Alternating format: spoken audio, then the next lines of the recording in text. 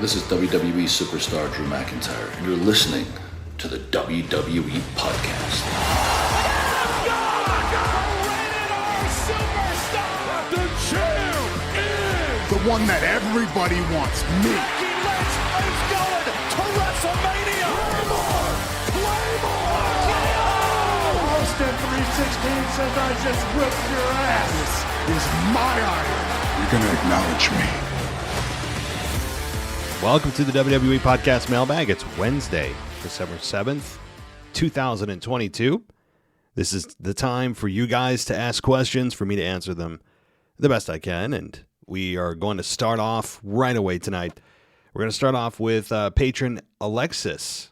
So, Alexis Dunham, you guys heard her first here when she attended Monday Night Raw right here in upstate New York, and she's now on the mailbag for the first time, so here's what she says. Hello, everyone. It's Alexis Dunham here with my first mailbag submission. I think it's funny. I was on an episode with you before I was in the mailbag, but hey, here I am. Thank you again for having me on the Raw review. I'm still so excited. I just can't thank you enough. I'd love to come back someday. Oh, absolutely. Yeah, definitely. I mean, I had a fun time too. I was really excited to have you on too, not just because it's great to have a female voice on, which it always is, and that the fact that you attended Raw in person, which is always good, but also that, you actually have a passion for wrestling and that you are well-spoken. So definitely a great combination there of all those things. So yeah, we can set something up. We'll, you have my email, obviously. So, all right. Anyways, I've had a question I've been meaning to ask you. How did you get Drew McIntyre to say you're listening to the WWE podcast in your intro? I just think it's the coolest thing. I've been so curious. So I'd love to be able to say that he just reached out and he said, I love your show. I want to just create an intro for you. That'd be the fun thing to say. That'd be the thing to say if I was actually a big time podcast, right? But in reality, I used a little app called Cameo. And part of my request to him in the Cameo was to say that. And I just spliced that part of it. The other part was shout outs to my co-hosts who were with me at the time. Just as a thank you, I wanted Drew McIntyre to be able to shout out their names. And while he was there, I asked him to say that knowing that I'd be able to use that forever. So that's how it happened. It wasn't just like him and I are, best buds and he calls me and he's like, hey, I'd love to do this for you. That would be the cool thing. That's unfortunately not what happened. So that's how it happened. Cameo. And like I've said, okay, back to your email here. I agree with a lot of your thoughts and opinion, which is why I love the show so much. So I'd love to hear your thoughts on the current state of the women's division. Like, who is your favorite right now, etc., since women's wrestling is my specialty. Hope this wasn't too long. Stay oozy, y'all. No, definitely not too long. Just wait till you hear the emails coming up. So certainly yours is brief and to the point. So the current state of the women's division, as far as my favorite, let me just answer that off the bat right now. Who's my favorite? Bianca Belair. Not just because she's the Raw Women's Champion. That to me is irrelevant. At least in the terms of this question. I think she's doing a great job as women's champion. A better run than her first go around after she beat Sasha Banks at the previous WrestleMania. But she's a total package. And she's reached a level of athleticism and strength in the women's division that we haven't ever seen. I would put Sasha. I would put Bianca Belair up against any woman WWE has ever produced ever. And put them side by side with Bianca, and you tell me that person is a better in-ring performer than Bianca Belair. You can't. She's a total package. She's excellent in the ring. She's had so many good matches. I don't even know if she's had a bad one. Even those matches with Carmella, when Carmella was getting opportunity after opportunity, it felt like every week. This was a few years ago. And she was having good matches with Carmella, and that's not an easy thing to do. And look, I don't mean to be speaking negatively of Carmella right now. She and Corey Graves have gone through some really rough stuff lately with miscarriage, and that's I'm putting that aside, okay? So I'm not trying to be insensitive to their situation, which, she made public. I didn't do any digging of dirt. It's just, it's a tough situation. But the fact is, Carmella is not exactly your quintessential, A+ in-ring wrestler for women. So anyway, back to Bianca Belair. She's the total package from the look. Her promos are probably the place where she can improve a little bit. She's not stellar. She comes across a little arrogant sometimes, but they get the job done. Her promos get the job done. There's always room for improvement there. But Bianca Belair is just she's something special.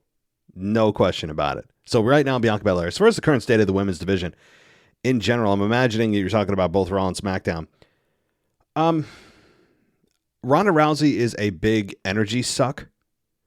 I have to say, she is just like this black hole of like just absorbing everyone's energy around her and also spitting nothing back out. Like whatever goes into her doesn't come back out. I know that sounded very suggestive, but if you imagine a black hole, okay, a black hole, we're talking about space. I'm not trying to be, risque here, okay? Space, black holes suck everything in, but they don't produce anything. That's kind of what Ronda Rousey feels like right now. Ronda Rousey is bad on the microphone, generally. She's had some okay promos, but most of the time they're cringe-worthy. She does the side smile that is just obnoxious to me. I feel like she is trying to rebrand a championship that she has no business touching. She doesn't like the word women's in the women's championship. It's just ridiculous. Because to me, if they were going to put the men's name in the men's championships, I'm all about it. If she's trying to just get rid of the women's name because she feels it's sexist or something, like it's some kind of misogynistic, master plan, like, no, that's just been the way you've named women's championships forever because you're in a man's sport traditionally. Traditionally, it has been forever. Up until the last 10 years, it has been a man's sport and the women are just sex objects. And the women came along and really the fans demanded it and WWE decided to go with it. And you'd always wonder what happened if WWE didn't ever hear from the fans, if the fans were just complacent in the way the women were being portrayed. You wonder if WWE would have ever done anything. But anyway, my point is, I think the women's division is in need of star power. Again, Ronda Rousey is I have nothing really good to say about her other than, okay, she's a household name, but that's all she's got going for her. Pretty much it. So outside of that, you've got some up and coming, like bringing back Io Sky and Dakota Kai was a good thing. They're getting more airtime than probably anyone would have imagined. Associating themselves with Bayley is a good thing. But it's missing. Oh, you also got Mia Yim. Okay. Michin. You got her associating herself with the OC for the time being. I think that's a very short-term alliance.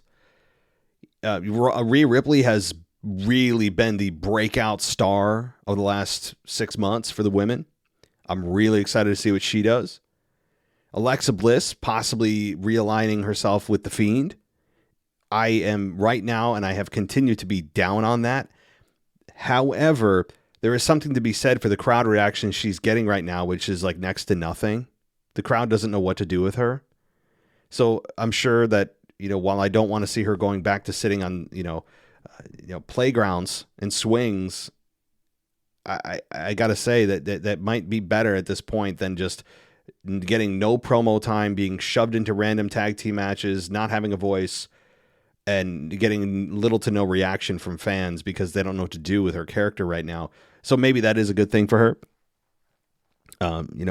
But outside of that, star power is always key, right? So you have Charlotte probably coming back. I would imagine she's an entrant in the Royal Rumble, the Women's Royal Rumble, on top of the fact that they're probably going to have to fill the Women's Royal Rumble with at least 10 to 12 yesteryear stars.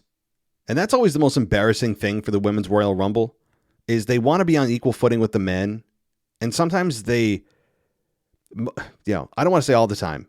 There's been times when it's been well-deserved. The WrestleMania main event for WrestleMania 35, well-deserved. The main event for Bianca Belair, Sasha Banks, well-deserved. And probably the match of the entire pay-per-view. But there are times when the WWE feels like they're just kind of force-feeding a the equality movement or whatever between men and women are just getting stuff that the men are so that they can say they're on equal footing. The Women's Royal Rumble should not exist until there are enough women currently on the roster to fill it. Because how many times in the last few years since they implemented the Women's Royal Rumble have you seen Molly Holly and Trish Stratus, Stacy Keibler, or whoever, right? And it's fun in the moment to see them, but it's also kind of sad and very telling about the depth of the women's division as a whole in the company, that they can't find 30 active women on their roster to fill a Royal Rumble match, that they have to dig in years gone by and years past to dig out these women who are capable at least of taking a few bumps and going over the top rope. So, we'll probably see those likes of the Molly Hollies again, and, maybe, I don't know, from yesteryear, the Terry Runnels. I mean, who the hell knows? But, that's really, to me, when I look at it every year about the depth of the women's division, I look at how many women that come out in the Rumble that are not active on the roster currently. Now, they do that for the men. Men have, like, Diesel come out. Like, they always have those kind of one or two nostalgic picks. But it's done out of option, right? The WWE does that out of the option to do that. They have the option to do that. With the Women's Royal Rumble, it's a necessity. They have to fill it with people from yesteryear, or they don't have a 30-woman Royal Rumble. They have like a 20-woman Royal Rumble. So, okay, long answer short. I think it's doing okay.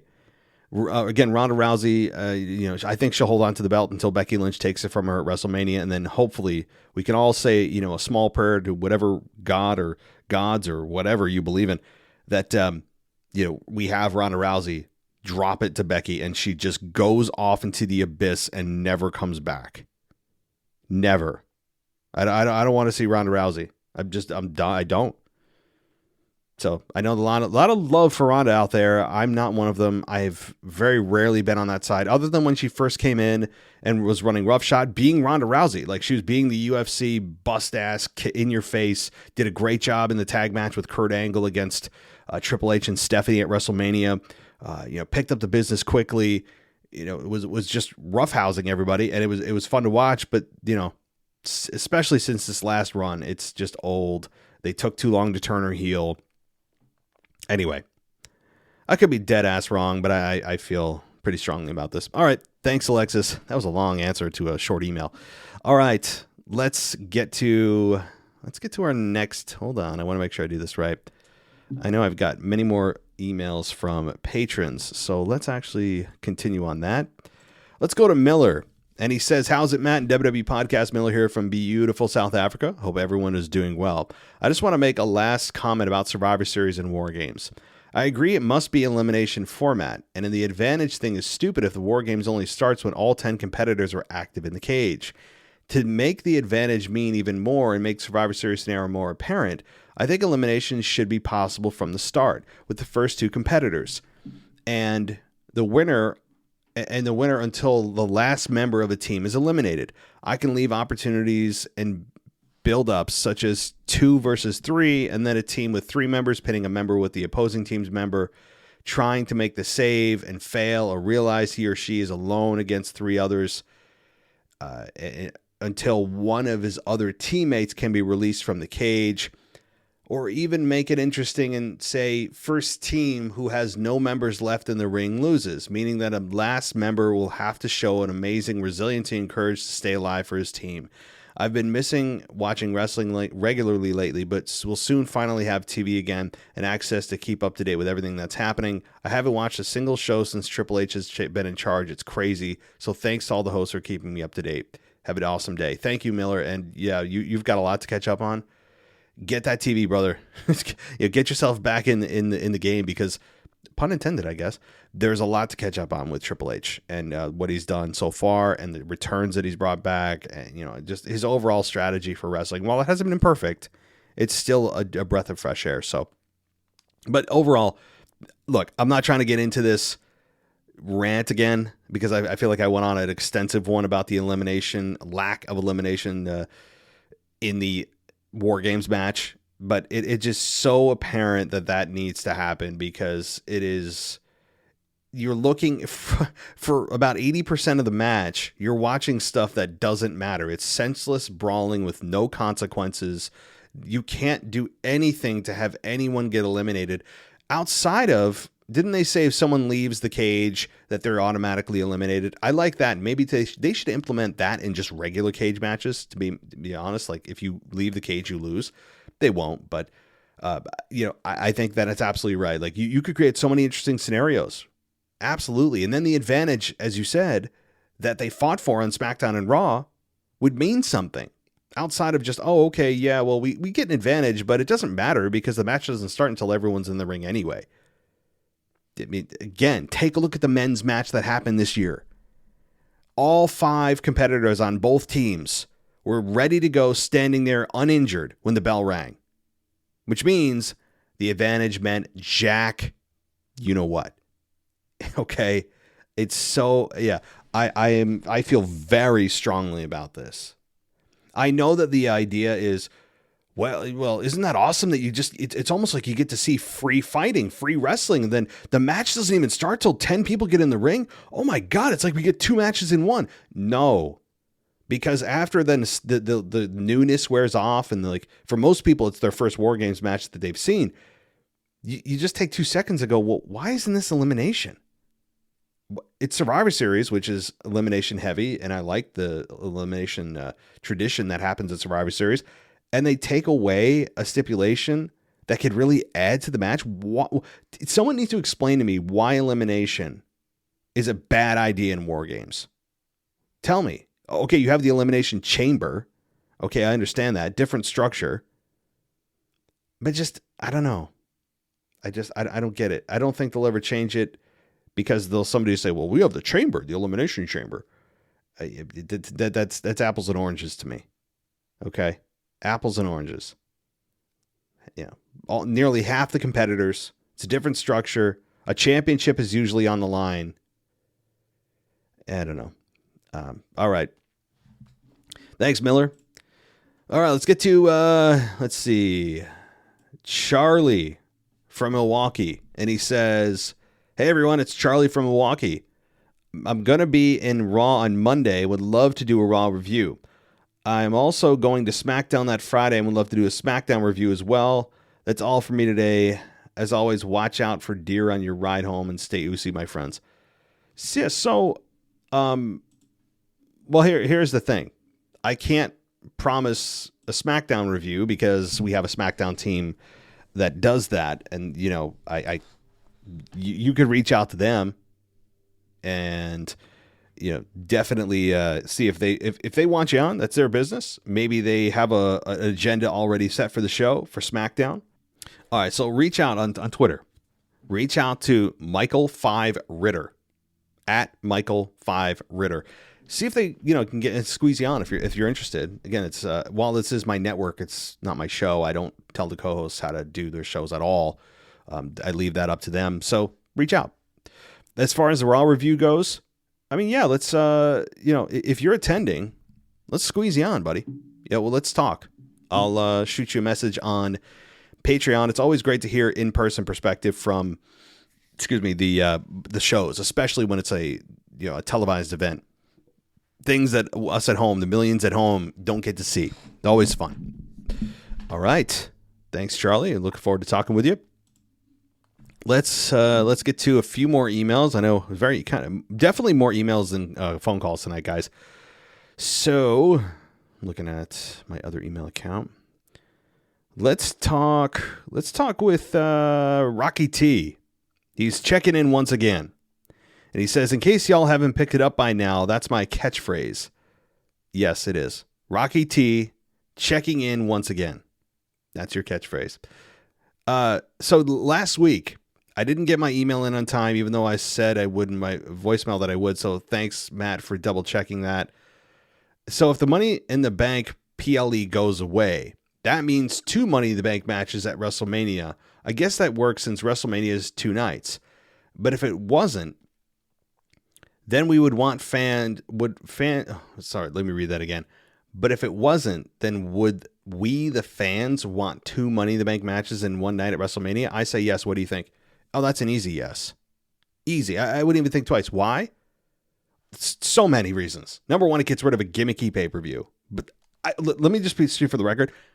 They probably won't do this because they love their gimmick pay-per-views. I know Triple H is getting rid of Hell in a Cell, and that's the first one I would have got rid of too. But you really can build an entire show around Money in the Bank, an entire PLE. But in my perfect fantasy world, yes, they could do 2 in 1 WrestleMania for so many reasons. Ready?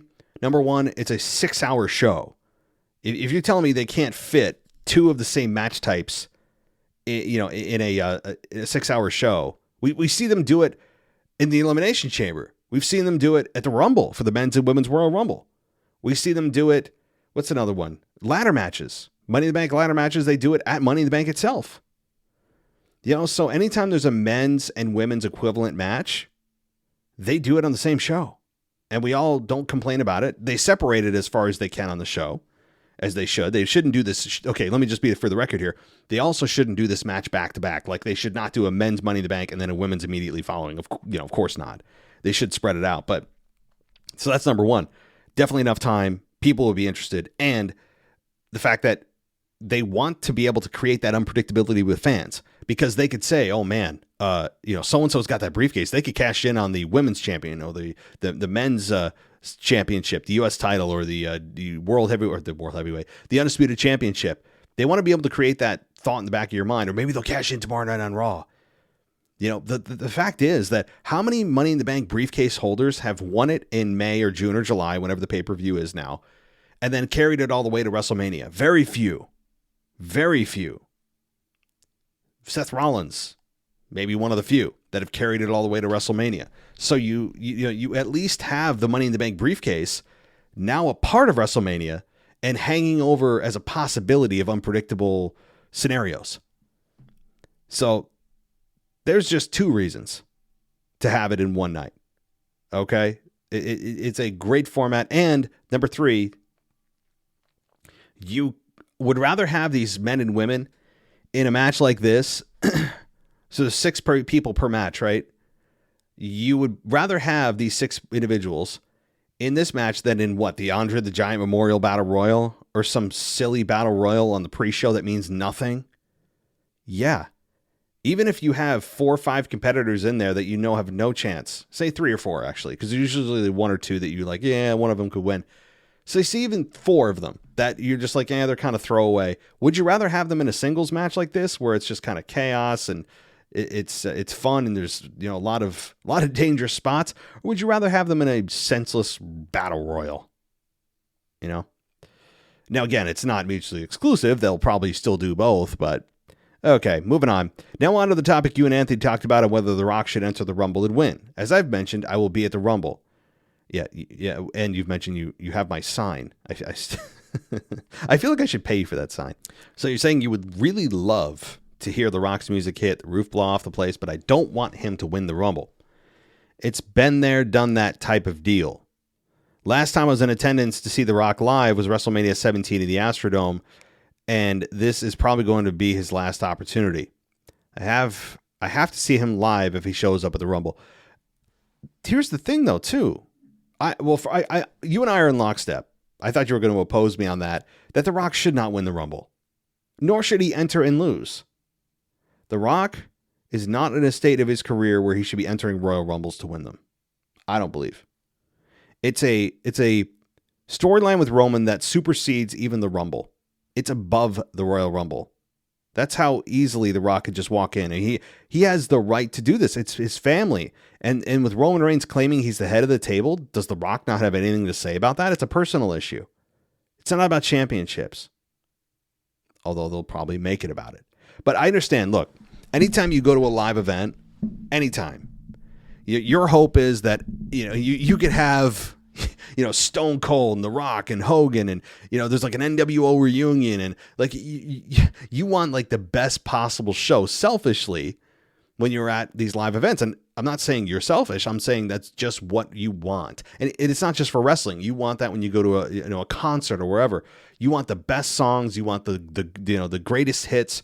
That's just the nature of spending your money on something that you expect to be the best possible product. And I totally get what you're saying. I would feel the same way. If I was going to the Rumble, I would love to have The Rock come out because it's going to blow the roof off. It's going to be a moment. People are going to go nuts. But for the people at home and after the event, when the adrenaline wears off, you're going to go, was that really the right choice, though? Long term. Is this the right way to go about it? To have The Rock enter and win? No, I don't think. You don't either. But maybe he could still appear at the Rumble, but not be in the Rumble. Who the hell knows what Roman Reigns is doing at WrestleMania or at Rumble? I mean, we don't know. The tentative rumor mill, the plan is right now for having Kevin Owens versus Roman Reigns for the title at the Rumble. And if that's the case, then, the Rock could come out after Roman Reigns defeats Kevin Owens. And then the roof blows off the place. And then they've got 2 months to build the Rock Roman deal. And I would agree 2 months is enough. Because look, I'm looking at the calendar here. January 28th is the Rumble. Say The Rock returns after he beats Kevin Owens and the place goes crazy. And then he stares down Roman and maybe he gives him a rock bottom and then we're off to the races. That gives us really 8, almost 9 weeks. Almost. That's two months and change to promote Rock and Roman. That's certainly enough. But to me, if they don't do it, I will be very discouraged if, after the Rumble's over, if Roman Reigns is the one holding the championships up and the show's going off the air and it's just Roman with the fireworks going off and Paul Heyman looking up at him and, the Usos, everyone's standing tall. It's the same thing we've seen literally for years now to end a pay-per-view. And there's no, if you smell, no, I at that point, I'll be very discouraged that The Rock is actually not going to appear at WrestleMania. This, to me, is do or die time at the Rumble. It's do or die time. It's not absolute. I'm not God. I'm not in any way associated with WWE. I have no idea what they're talking about from a creative perspective on a week-to-week basis. But it's possible The Rock comes back at, the Elimination Chamber pay-per-view or, 4 weeks before Mania. I would hope not. You'd want to promote the hell out of this. Why would you not want to squeeze every last ounce of promotion and marketing out of Rock Roman and wait till 3 weeks before WrestleMania or something silly? So to me, that's why Royal Rumble is do or die. If you want Rock Roman and you don't hear The Rock's music hit at the Rumble, very good chance that it's not happening and it's going to be maybe Bray Wyatt versus Roman at WrestleMania. So, all right. Boy, I'm giving long answers. Sorry, guys. Okay, let's continue on. You got a little bit more here. I like the idea that was brought up by Anthony, or maybe it was you, about having somebody else win the Rumble and challenge for the WWE title, and then having The Rock challenge for the Universal title, thus having Roman defend both titles at Mania separately. We all know The Rock is a big enough of a megastar to just walk to the ring and make a challenge and insert himself into the title picture, but if the fans want to see him earn a title shot without winning the Rumble, then I would have him enter the Elimination Chamber match where he has never won instead of the Rumble, and that could add something to his legacy. Rocky T over and out. He could, but you also have to remember, too, that The Rock, is it really worth the risk of him getting an injury in that match? Like, a match like that adds additional risk. Now they've padded things and they've made it as safe as they can. As Anthony DeMarco once put it, they baby-proofed it to some degree. But there's still a higher risk of injury in that match. Do you really want The Rock in that match? Well, it's not likely.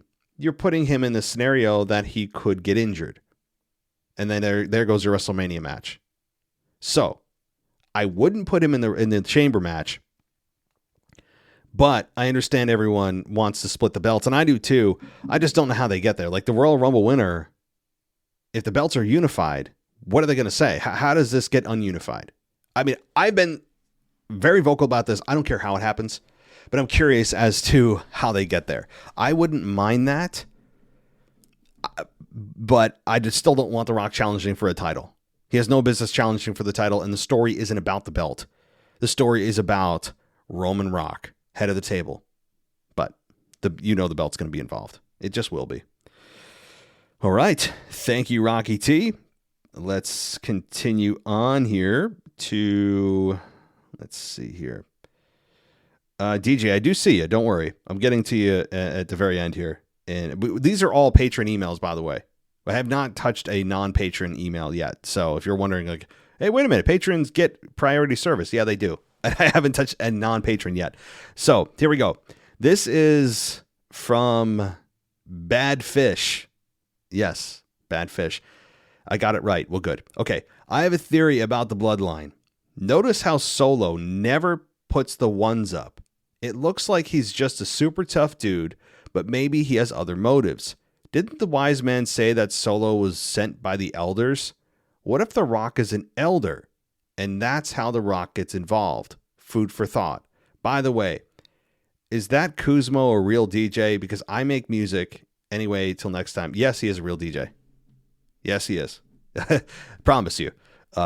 It's not just a gimmick name. He is DJ Kuzmo. All right. So let's clear that up. But I like that.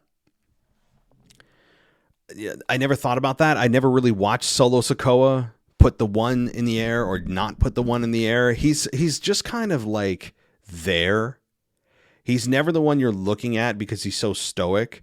You're always looking at Sami Zayn or Jey Uso's reaction to what Sami's saying. Is he enjoying it? Is he not? Is he going to turn? Is he not? You know, you're watching the intricacies of their body language. You're never really focused on Solo Sikoa unless you're forced to by the cameraman. It's like a pun intended solo shot. So I will now be paying attention to if Solo Sikoa is putting the ones in the air. And if he's not, your theory may hold some water. That the wise man did say the elders sent him. But is The Rock considered an elder? I guess by some standards he might be. But then again, even if he is considered an elder, the problem I have with this is The Rock is not, his wrestling character anyway, is not one to send someone to do his work for him. Also, why would The Rock, as an elder, let's play this story out, send someone to support Roman when he's going to be challenging Roman for his belt at WrestleMania? I get it. Good thinking. Never thought of that. And you know, if you're right, that's a really creative mind you got, because I never thought of that. I just don't think, given the reasons I did, that it's The Rock. Good thought though. I like that. I love when you make people give me that food for thought. I get to chew on that food. All right, now we get to Mr. DJ Kuzmo. He's back at it again on our mailbag with a mini email of sorts.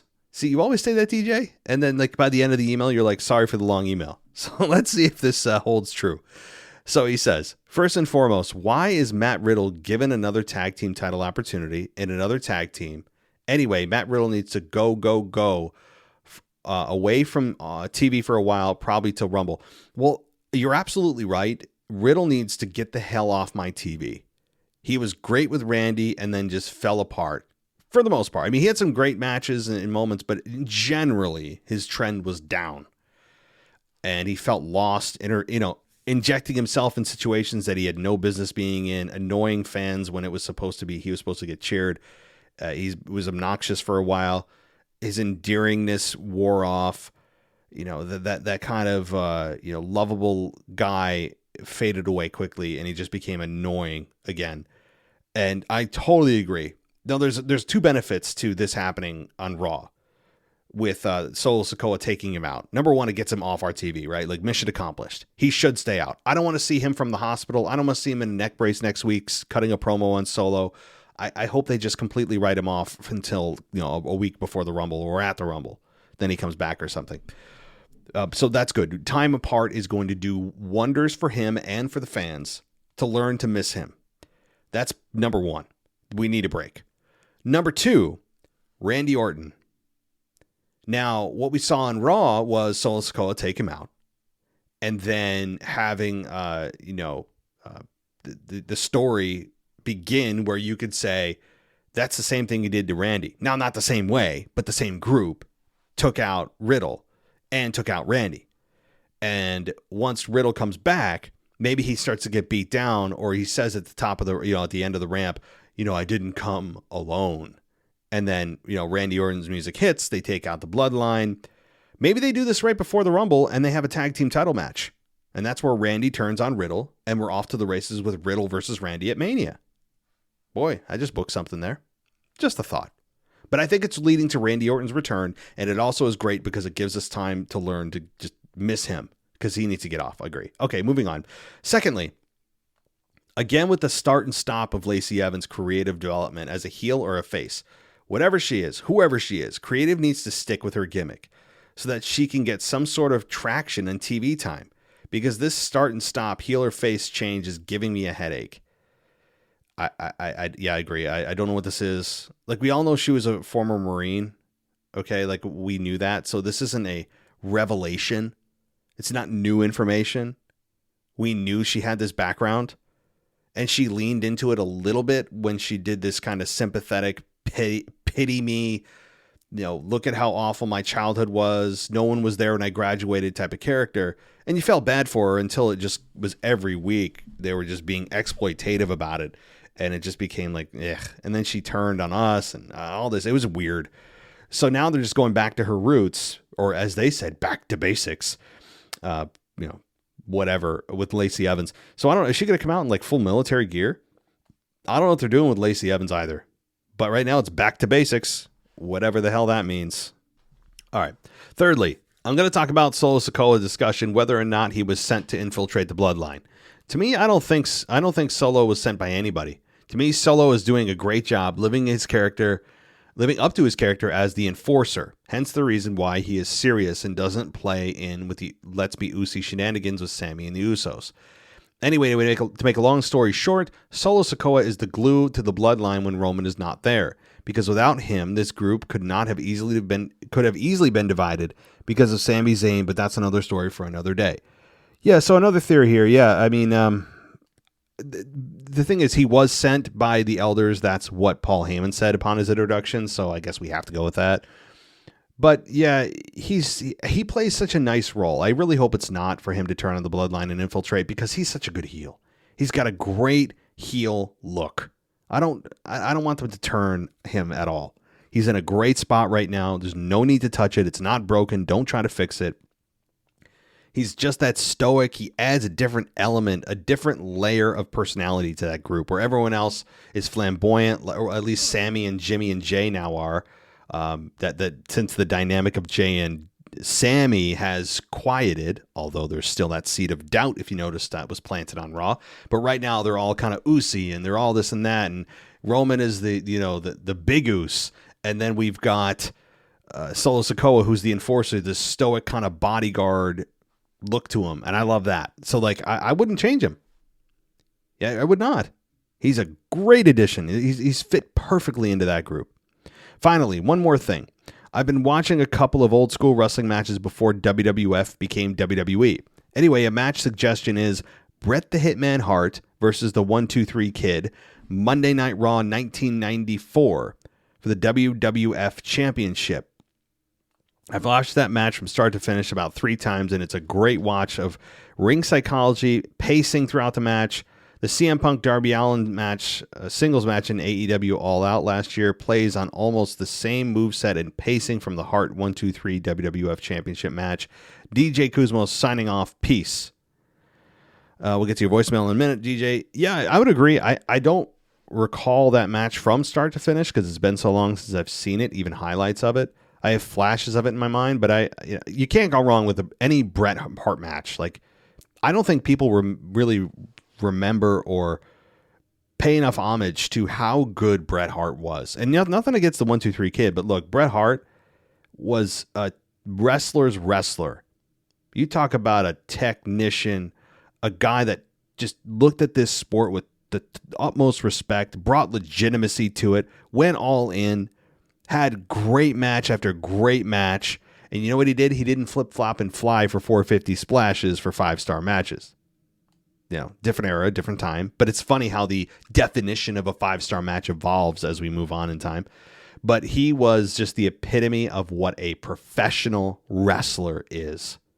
He was it. He didn't do too much of the entertainment-y, gimmicky stuff. He was who he was. He was a Canadian. He made the sharpshooter famous, of course. Really good promo. believable guy. Hart Foundation's legendary. So much is there really is not enough remembrance of Bret Hart and really his contributions to the business. I know a lot of people that, especially if you're a recent fan, I say recent fan, really over the last 5 years, you're a recent fan, or even 5, 6, 7, 8 years, you've probably only heard of the Montreal Screwjob, and that's what you associated with Bret Hart. And that may be the only thing you know about what Bret Hart is. And that's unfortunate, because Bret Hart was so much more than the Montreal Screwjob. But that whole topic's been dissected and grinded into a fine powder, so we won't go there. But yeah, good suggestions. Love it. All right. Couple more email. Oh, wait, maybe one more email, 2 more emails, and then we'll get to the voicemails. So here we go. We're going to talk to Jackson from Melbourne, Australia. He says, few things I want to say. First, I don't see WWE doing this, or a majority of WWE fans liking this, but I feel like WWE could do with a third brand, excluding NXT being a third brand, and a proper brand split. There's a lot of WWE talent that goes to waste, and I feel like they could be used better, but there's just not enough room for them. I like that scenario, but here's the problem, Jackson. They can't commit to a brand split ever when there's 2 brands. When there were just 2, take out NXT. Before NXT even existed, they couldn't even, for 2 weeks, adhere to their own brand split rules, and then it just becomes a muddled mess, and everyone's on everyone's roster, and no one cares anymore. So that's the problem. The problem is they don't have discipline. That's the problem. They don't have enough discipline to discipline themselves to not break their own rules. So I don't see that happening. Secondly, prediction for the Rumble and Bloodline.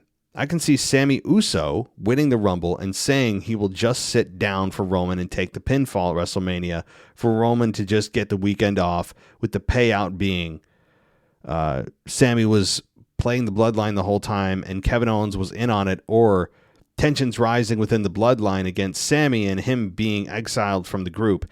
Either way it happens, if Sami wins the Rumble, I see him taking the WWE Championship at WrestleMania, but not the Universal, whichever way it happens. So there seems to be a consensus growing that Roman's going to defend the championships separately. And I'm fine with that, because Roman should drop one of them to Raw, and I would agree it's the WWE. But Sami Zayn, I've heard that name floating around there, and he's the one to beat Roman. The thing is, I like that right now. But are we just being short-term fans? Meaning, rather hot hands. We're looking at what's hot right now. In a few months, is Sami Zayn still going to be as hot as he is right now? Who's to say? But Sami Zayn should be in the discussion for this, certainly. Yes. I don't hate that. All right. Third, I'd like to see the Undisputed Tag Team Championship unified. Wait. They are ununified. Got it. But only if what I propose happens. Much like with the Women's Revolution, a tag team revolution. There's an abundance of tag teams underutilized in NXT, and I think many of them, such as the Creed brothers, despite needing some mic work but could easily have a manager stuck on them or returning Roderick Strong, are all ready for a call-up. Factions such as Legado del Fantasma are underutilized in my opinion, and only having one tag team championship heavily affects factions such as that. Well, to be fair, Legado del Fantasma has been on SmackDown for a month. So we got to give them time to breathe. And to be honest, I love their look. I love their kind of cartel type of feel. I love it. And I think they're going to be big players. So, okay. A team such as Pretty Deadly or Briggs, Jason, and Henley could even be called up, as they have great mic skills and great in-ring. The NXT tag division will survive, as they have a lot of teams that don't get screen time despite being talented. Also, Zoe Stark is rumored for a call-up soon. I expect at the Rumble, and she is a talent. Amazing mic skills, great in-ring worker, and she just has the it factor on looks alone. I know you don't watch much NXT, but I suggest you get familiar with her. She should have a long and successful career in WWE. I probably should have said this along with the extra brand, as this would tie in with it, but I can't be changing it. Yeah, I can't use the F word. Okay. Yeah, yeah, as always, I'm not super familiar, but I know the name Zoe Sark. Absolutely. And I know the face, but I'm not as familiar with her body of work as you are, so I will take you up on that suggestion. Lastly, in regards to the week in review, I have thought that, in my opinion, will improve the podcast, having someone that doesn't do the Raw review or SmackDown review host it. People such as Mr. and Mrs. Casual Wrestling. I think it will provide new and fresh opinions hearing from someone who didn't do the review shows, or even someone who is doing the Raw review, just my thoughts. That's true. I don't hate that idea. I'm always looking for ways to improve. Because for me, you guys kind of know what I'm going to like and dislike. When you see something on Raw, you're like, oh, yeah, Matt's going to hate that, right? Or he's going to love this. And generally, not all the time, but generally, you're probably right if you've listened to me for any length of time.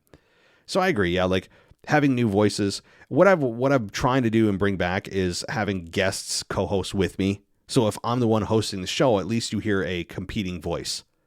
So that's what I'm trying to do and bring back. Just stick with me. I promise. I'm trying to do it.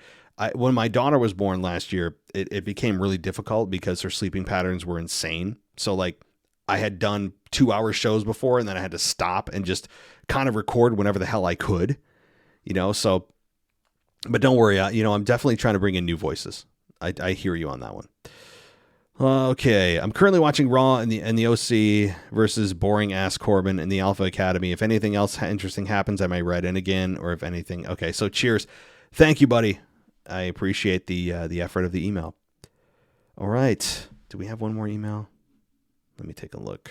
I thought we had one more. I don't see it. I think that's it. So with that said, I think you guys know where we're about to go with this. That's right. Here comes Mr. DJ Kuzmo. Hello, WWE Podcast World. This is DJ Kuzmo back at it again on your Mailbag show. Record you live once again on a Wednesday morning. And before we get to the Veer Mahan Report, I want to just shed some light on what happened last week on AEW Dynamite. And of course, it was the crowning achievement of my guy, Maxwell Jacob Freeman. But what we got to see last week, when he showcased his new AEW title belt, and of course his right-hand guy, his new right-hand guy, Mr. Sir William Regal, Mr. Lord Regal himself. Mr. Regal did not see what was going to come to him when none other than MJF absolutely double-crossed him and hit him from the back of his head. Oh my goodness, he says, from the bottom of my heart, and block and glock to the back of his head, and down goes Regal, and everybody was like, huh? What? Huh? Guys, this is Maxwell Jacob Freeman at his finest. We all thought that he was going soft, turning babyface, and of course probably being the top babyface, but then he digs back into his heel roots to be that damn good heel that he is, and just glocks Mr. Lord Regal to the back of the head, and as he falls down flat, the crowd is stunned, and I was laughing so happily because this is MJF at his finest, our world champion, our AEW world champion, Maxwell Jacob Freeman. Now, before I get to the Veer Mahan Report one more time, I also want to shed some light on AEW with the women's division. Now, we all like to talk about Rhea Ripley. We all like to talk about Bianca Belair and everybody that's doing great in the women's division in the WWE. But I gotta say, this is her year, and I'm giving her flowers today because I'm talking about none other than Jade Cargill. Jade Cargill is absolutely killing it right now in AEW. She is the face of the AEW women's division. No offense to Dr. Britt Baker, no offense to the current champion, Jamie Hayter, but since she has become the champion, since Jade Cargill has become the champion in Dynamite or in AEW, AEW from the beginning of this year. She has done a great job. Now, I know the competition has not been the best.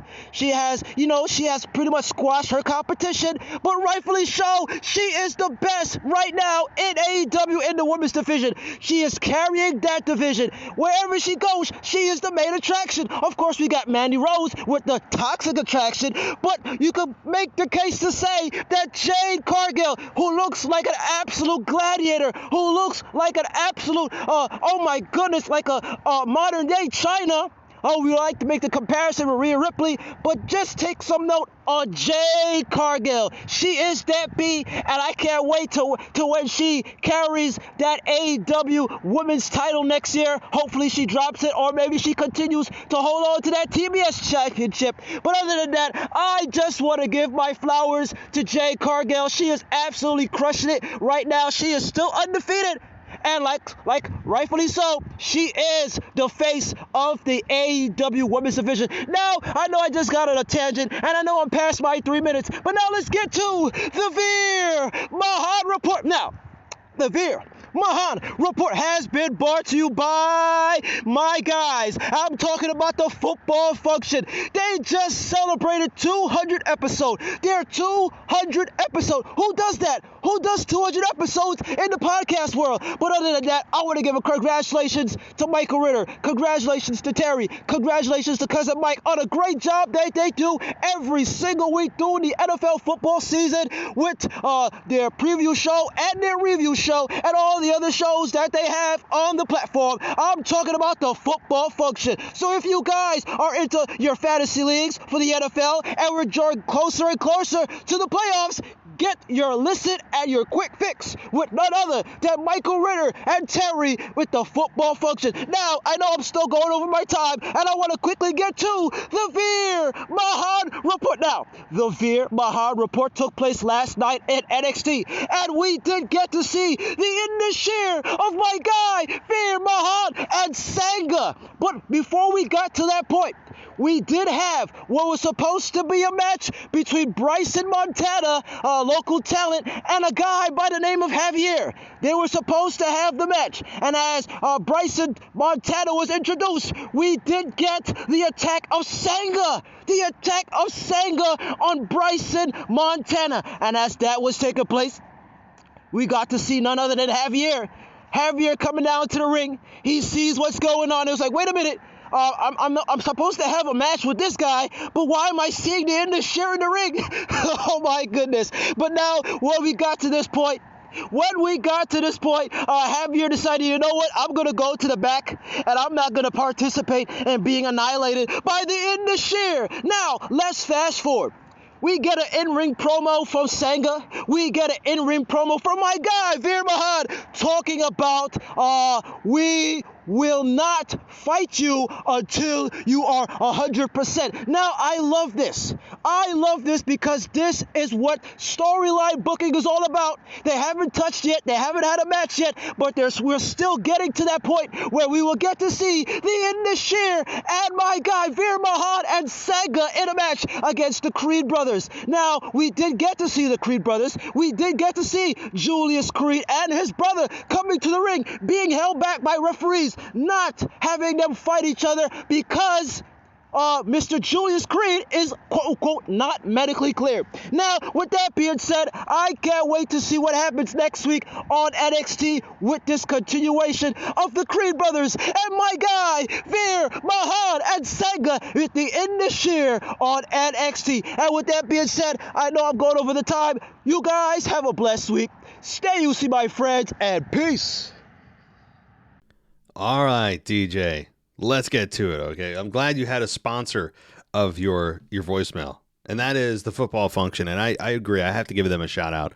I've listened to them a few times, too. They do great work. If you're interested in football and you, like I said, you have a fantasy league like I do, maybe you're struggling, maybe you're thinking about putting somebody in or taking a wide receiver out of quarterback, check them out, okay? They really provide great insight. Football Function. It's hosted by our own Michael Ritter. Check it out. I mean, I'm sure he'd love to be able to transfer some of our listeners over there. And so give him some love. Follow the Football Function podcast and celebrate them on their 200th episode. That's quite an accomplishment. I mean, 200 episodes tells you that you are in the game. You know, you're not just here for, well, 50 bucks, 50 episodes, and it didn't work out. I don't like it. I didn't make a whole bunch of money. I'm out, right? Like 200 episodes tells me that they are in this for the long haul, and you know, I'm absolutely here to support them and check out Football Function with Michael Ritter. Okay. You talked a lot about AEW, and you know, I've been keeping up with them as best I can, especially the MJF stuff. Anything MJF does, I'm interested in. He's really what I follow, along with Jade Cargill and you know, some other stuff with Paige, which I know she's not Paige anymore, but MJF is a gosh dang brilliant. I love everything he does. Mostly him turning on Regal was just an MJF move. Attacking him from behind, you know, a 60-some-year-old man, just brilliant. I love it. I'm counting down the days until 2024. What, about a year? So until hopefully WWE just decides to put as many zeros as he wants, and we're off to the races of MJF and WWE. Jade Cargill. I mean, you talk about a physical specimen. Imagine Jade Cargill versus Bianca Belair, if that would ever happen. Yeah, obviously it can't happen right now, but if they were ever in the same promotion. Imagine that match. At least on paper, the visual of it would be cool. In execution, who knows? But, wow. Just, I had an image of that. But Jade Cargill right now is obviously the standout. Her and Britt Baker, I do follow some, you know, enough to know what they're doing. But certainly it's absolutely... Jade Cargill is a specimen, and there's no other way to put it. She is running things over there. She's what are the girls called? She's a boss, or you know, the girl boss, or a queen, or whatever. I don't know. I think that's what the girls say. Well, DJ, thank you so much for your voicemail, and I actually think we only have one more voicemail tonight, guys. I told you, very light on the voicemails, but as expected, as with WWE programming, interest in pro wrestling does go down a bit as we get through December, but feel free to call in, guys. The number, by the way, is 518-952-0247. That's 518-952-0247. So the only reason DJ was able to go over that is because he sends his voicemail directly from his phone to my email. Otherwise, if you call that number, it does cut you off at 3 minutes. So, and I do like 3 minutes or less typically because it's a nice pacing for the show. But, all right, let's get to the final voicemail and see who it is. Hey, man, it's Justin from Maryland. I want to get my thoughts on a couple of topics after Raw that happened in my hometown of D.C. Just had a couple of things I want to discuss. So first, Seth Rollins. I missed the mailbag after he lost the U.S. title, so I want to get my thoughts on that real quick. I was definitely disappointed and shocked that he lost because he just won the title. I get that they wanted to put the title on Theory, but I feel like that they could have pushed it, like a little longer because he just won the title, and Seth's a pretty huge name, so I was disappointed about that. So I'm just interested to see where they're going to go with him because it's possible that they could go with him and Roman. But we have Cody Rhodes possibly coming back. So I feel like the Royal Rumble is definitely going to be interesting, and it's going to tell us basically where they're going for WrestleMania.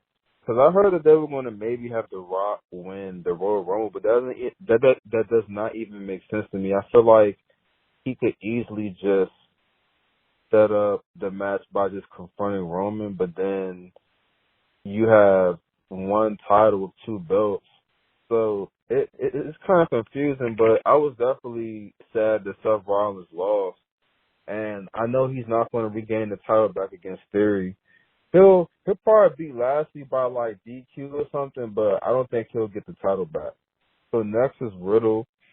I was glad to see that he was hopefully written off TV because they have no direction for him right now. I thought that they would maybe have Elias turn on him after they lost and then he'll feud with them. But it seems like that they're not going to go that road. So I don't know what he's going to do. Maybe he'll be out of action for like a couple of weeks, come back, and then, I don't know, get ready for the Rumble because it's not really anything that he can really do right now, and I'm just tired of seeing him with the bloodline. Trying to like get into this storyline. Finally, Roman. I love everything about the bloodline. It looks like we're gonna get KO and Roman at Royal Rumble, and that's fine. I actually wanted to see like some type of three-way or four-way Roman, Drew, and Sheamus, or Roman, Sheamus, and KO, something like that. But they're just gonna further the storyline, and then eventually have KO and Sami reunite against the Usos, and that's fine. I kind of just want something new. I felt like that it was kind of like obvious that KO was gonna, take the tag team title spot last week. Justin, another one bites the dust. A victim of the 3-minute timer that just cuts you off. Okay, I got everything you said though. Okay, let's start with the surprise. I know you're going back a bit, but that's fine. With Seth losing so quickly with the U.S. title, it is surprising, but that tells you that they have other plans, maybe bigger plans for Seth, and that they wanted to elevate Theory to that next level, and they wanted to get Seth out of the U.S. title picture. Even though, yeah, he didn't have a long run, and how many years has it been since he's held a singles belt? He gets it and then loses it really quickly. It was a bit surprising, which tells you that they had to change course quickly because they have something else in mind for Seth. Hopefully bigger. That's what that tells me. So, but I agree. It felt like it should have been longer, and that was the strongest case to be made of Seth not losing the belt at Survivor Series, but he did. And, it's not the worst thing in the world. Theory right now is on a run himself. Okay, yeah, The Rock winning the Rumble. I covered this at length earlier in the show, but I can just sum it up in a phrase. It's an extra step that just doesn't need to happen. Exactly. It's a step that doesn't need to happen, and it takes away from someone else with that spotlight where The Rock could just walk up and just challenge Roman instantly. Instead of having a younger talent have that moment winning the Rumble. The Rock doesn't need to win the Rumble. Exactly. And yet, I think we can all just say, bye-bye, Riddle. We need time away. It's not you, it's me. I just need time. It's like when you break up with somebody, or if you've had someone break up with you, this feels more like an After Dark show that I need to start doing again. It's just, yeah, I have so many extra shows that I've wanted to do. I actually had a WWE After Show at one point. I still have it out there. It's just trying to find the time is very difficult. But this is a topic at some point, like breakups. How about that for a topic for the basically X-rated discussion that I'd have about breakups. But yeah, it feels kind of like that, where it's not you, it's me. I just need time to figure myself out. You ever heard that excuse? It's really me. I need to figure myself out. Which is just a BS way of saying, you just make me feel nothing again, or you don't make me feel anything. I'm going to try to put it on me so you don't feel bad and minimize the pain. But in reality, that I'm lying and it makes it worse.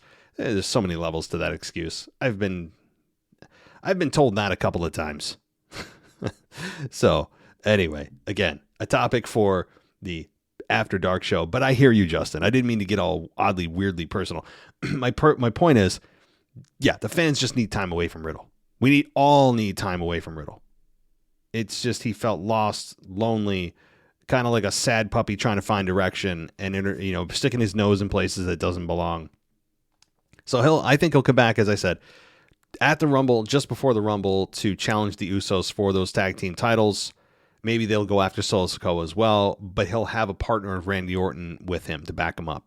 Randy Orton, I think, will return at the Rumble or shortly before to challenge the Usos. And then I still don't think they'll be successful. But hey, that's just my theory. I could be totally wrong. But thank you, Justin. Thank you so much. Good to hear from you. You're the closer of the show. And so again, light on voicemails tonight, guys. No problem there, though. We will be back next week. The show still ran an hour because you guys have so much to say in your emails. But I'll be back on Sunday with your weekend review. I'll try to find a co-host. I can't promise anything. It's just life, my friends. I mean, it's tough. It's tough, right? Like I work I do this, like, it takes up 20 hours of my week.